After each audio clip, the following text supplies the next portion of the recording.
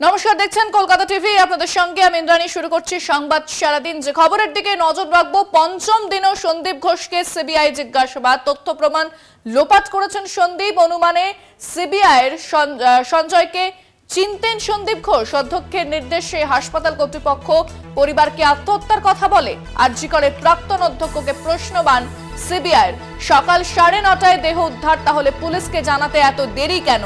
30 মিনিটে কি হয়েছিল? এই সময় তথ্য প্রমাণ লোপাট হয়েছিল। পুলিশের কাছে কেন অভিযোগ করেননি সন্দীপ? উত্তর জানতে সন্দীপকে ম্যারাথন জিজ্ঞাসাবাদ করা হচ্ছে সিবিআইয়ের পক্ষ থেকে, অর্থাৎ একাধিক প্রশ্নবান সিবিআইয়ের। আজ পঞ্চমবার তলব করা হয় তাকে, জিজ্ঞাসাবাদ চলছে। ফোনে রয়েছেন প্রতিনিধি রিয়া মাঝি। রিয়া, পঞ্চমবার তাকে জিজ্ঞাসাবাদ করা হচ্ছে, 50 ঘন্টার আগে জিজ্ঞাসাবাদ করা হচ্ছে। আজ মূলত কোন কোন বিষয়গুলোর উপর জোর দিচ্ছেন তদন্তকারী আধিকারিকরা? দেখুন, সন্দীপ ঘোষ তাকে ম্যারাথন জিজ্ঞাসাবাদ করা হচ্ছে। আমরা দেখেছিলাম যে গত কয়েকদিন আগে যেটা দেখা গিয়েছিল, সে সিবিআই রীতিমতো একদম হাইজ্যাক করে নিয়ে আসে এই সন্দীপ ঘোষকে মাঝ রাস্তা থেকে। সেই 5 দিন হলো এই ম্যারাথন যে জিজ্ঞাসাবাদ সেটা কিন্তু জারি রয়েছে। সকাল 10টা থেকে 10:30 বা 11টা থেকে 11:30টার মধ্যেই সন্দীপ ঘোষকে দেখা যাচ্ছে যে সিবিআই দপ্তরে সে ঢুকছে এবং তারপরে একদম মধ্যরাতে সে বেরোচ্ছে সিবিআই দপ্তর ছেড়ে।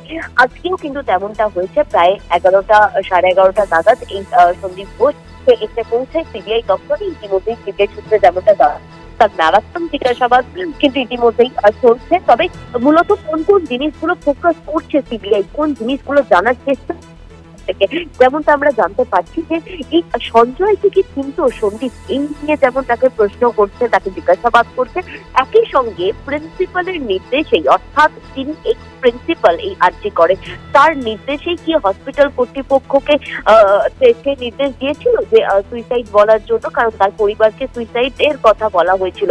এই যে বিষয়টা সুইসাইডে, যেটা অত্যন্ত চাঞ্চল্যকর একটি বিষয়, যেটা নিয়ে কিন্তু রীতিমতো তোলপাড় হচ্ছে যে কেন বলা হয়েছিল সুইসাইড। তারা প্রত্যেকেই সেখানে ডাক্তার, সেখানে দেখে কি সেই বডি মনে হয়েছিল কোনোভাবে যে সুইসাইড করেছে সেই তরুণী? সেই কারণের জন্য প্রিন্সিপালকে বারংবার জিজ্ঞাসা করা হচ্ছে যে তিনি কি নির্দেশ দিয়েছিলেন হসপিটাল কর্তৃপক্ষকে, যে তাহলে কেন অ্যাসিস্ট্যান্ট যিনি ছিলেন তিনি কেন এই অ্যাসিস্ট্যান্ট সুপার যিনি ছিলেন তিনি কেন ফোন করে বললেন যে সুইসাইড করেছে তাদের মেয়ে? এবং পাশাপাশি 9:30-এ বডি দেখা যায় সেই সেমিনার হলে, এবং তারপর থেকে প্রায় 8 ঘন্টারও বেশি সময় লাগিয়ে দিয়েছিল কলকাতা পুলিশকে ইনফর্ম করার জন্য।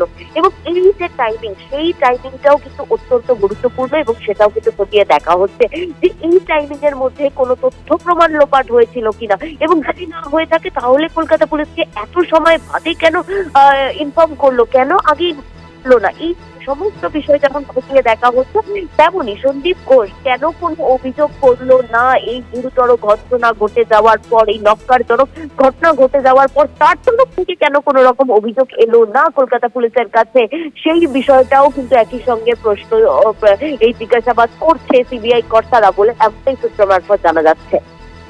ধন্যবাদ রিয়া। কথা বললাম প্রতিনিধি রিয়া মাঝির সঙ্গে। অর্থাৎ একাধিক প্রশ্ন সিবিআইয়ের। সন্দীপ ঘোষকে অধ্যক্ষের নির্দেশে কর্তৃপক্ষ আত্মহত্যার কথা কি বলেন? সঞ্জয়কে কি চিনতেন সন্দীপ ঘোষ? এই সমস্ত প্রশ্ন সিবিআইয়ের। পঞ্চম দিনেও সন্দীপ ঘোষকে ম্যারাথন জিজ্ঞাসাবাদ।